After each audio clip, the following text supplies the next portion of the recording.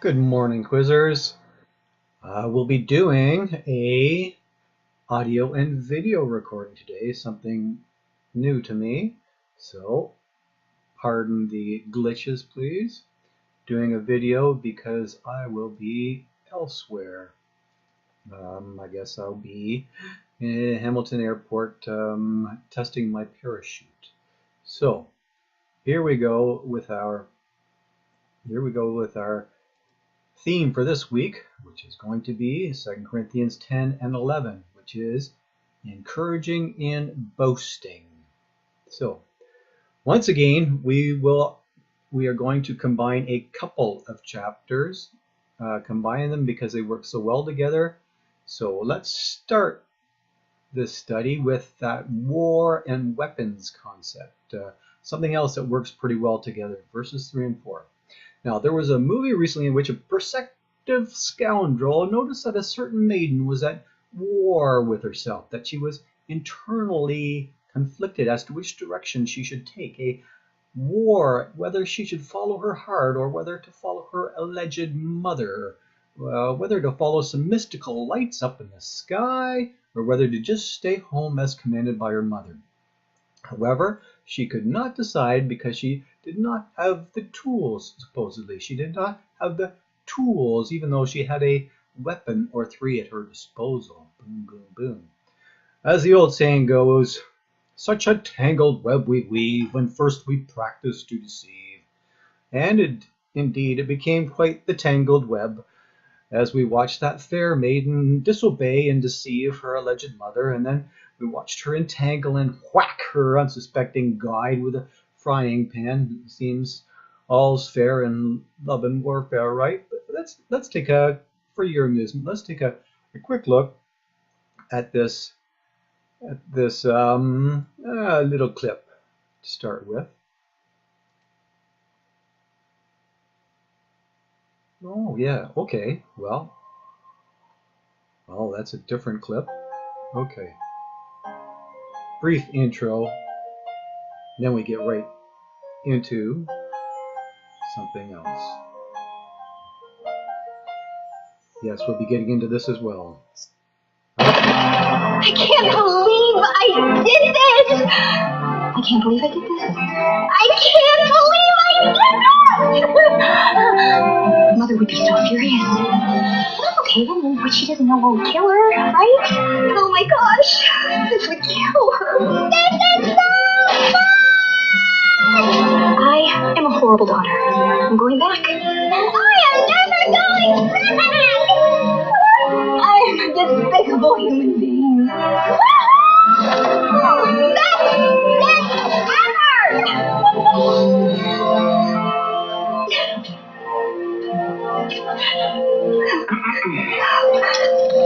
You know, I can't help but notice you seem a little at war with yourself here.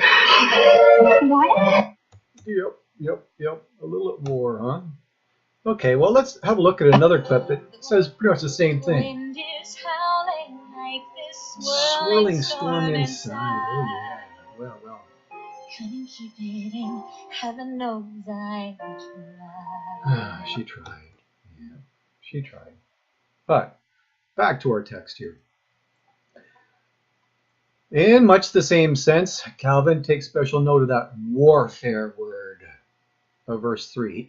He's urging those internally conflicted folks of his day to use some God-given sense and to let their alleged apostle go, to reject their guide's apostolic claim, and to just let the Pope go, since he is not an apostle in the least of all a super apostle. To let him go because he is lacking in the Holy Spirit and other necessary graces, according to Calvin. And then Calvin insists that they should let the Pope's monks go too, since almost all of his monks are the most ignorant donkeys, according to Calvin. But, well, Calvin must have been speaking of horses, of course. Something like Flynn Rider's horse, perhaps. Maximus. Oh. But that let it go phrase is from a different Disney movie, isn't it? From a different angel of light, right? So it couldn't possibly be demonic, could it? And that was one of Kristoff's reindeers in that particular movie, wasn't it? Not one of Satan's minions. So let's not confuse things here, right? So let's look at something not nearly as confusing by doing a case study. Studies that people do in order to make sense of something. We will very briefly look at those cartoon conflicts from a biblical sense, from the sense of demolishing such deceptive arguments and pretensions that set themselves up against the knowledge of God and of obedience to God, according to verse 5 of this chapter. So, in those particular cases above, those strangely empowered girls should have properly honored their parents. Yes, the 5th commandment of Exodus 20.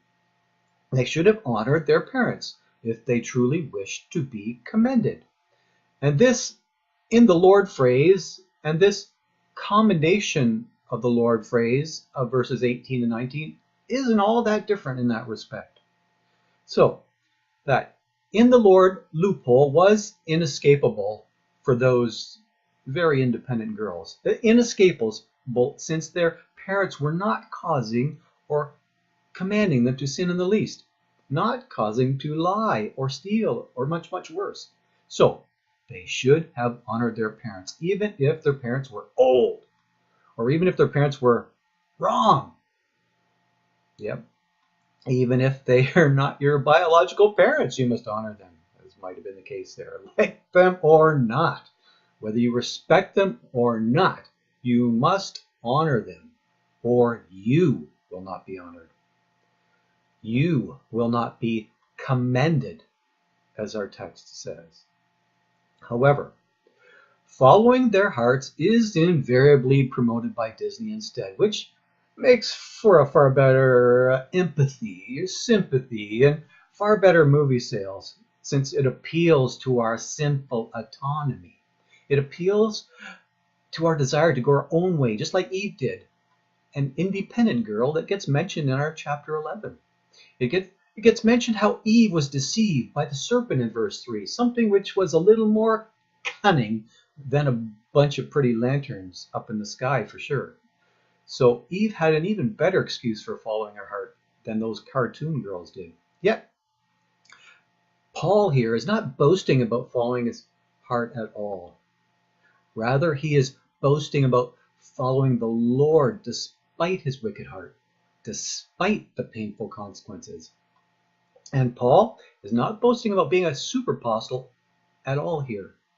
That category simply did not exist at that time. There simply were no super apostles. As near as we can tell, Paul mockingly made that word up, just like the Pope made up his papal title. He made up his super apostle title hundreds of years after the death of the final apostle. Regardless, those alleged super apostles were now on Paul's turf. Those interlopers were now improperly claiming Corinth. They were now engaged in sheep stealing, in soul stealing, and on Paul's turf, according to verse 16. So, Paul is gunning for those cunning thieves in verse 3. He is gunning for those deceitful salesmen in order to guard his sheep from a false gospel, verse 13, and from a futile gospel at that, 1 Corinthians 15:17. To continue to guard his sheep with a gospel of a literal resurrection. So it's about to get pretty ugly for those thieves that only believed in a figurative resurrection. So, if those Jewish thieves are not gone by the time Paul gets there, they're most certainly going down, because Paul is coming back. And Paul means business. He is going to cut them down. He is going to cut the ground out from beneath their feet, we read in verse 12. He will cut down their deceptive arguments and pretensions. He will cut down their dopey arguments. Arguments as dopey as a man cannot be born again. Yeah. An argument where Jesus called a ruler of the Jews exceedingly ignorant. Likewise, Paul is more than willing to repeat just how ignorant those thieves really are of science and history. Yes, remember our argument from chapter 15? More than willing to repeat chapter 15 of that other letter to Corinth. But mostly willing to repeat just how irreverent they really were of Jesus and the Holy Spirit. Irreverent, since those fools were preaching a radically different Messiah and Spirit, small s Spirit, as we see in verse 4. A difference that robbed Jesus and the Holy Spirit of their rightful glory. A difference that will rob such fools of their souls even. And Paul was quite willing to repeat that claim to them in person, since this was a fatally different gospel that those thieves were preaching. They were preaching a gospel for fools, a gospel for the idiotic, according to Guthrie, a useless gospel, a futile gospel, as we read before in 1 Corinthians 15, verse 17. And Paul wasn't using that idiots. Yeah, Paul used the idiots term. Check this out. Idiots. Right there. He's using the idiots term. Oh, where are we in the transcript? Where's idiots? Oh, there we go. Right there. Idiots.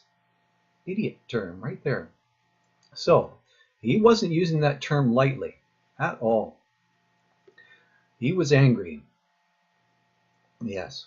And he even mockingly applied that term to himself in verse 6. However, back then that idiot's term meant unlearned or immature.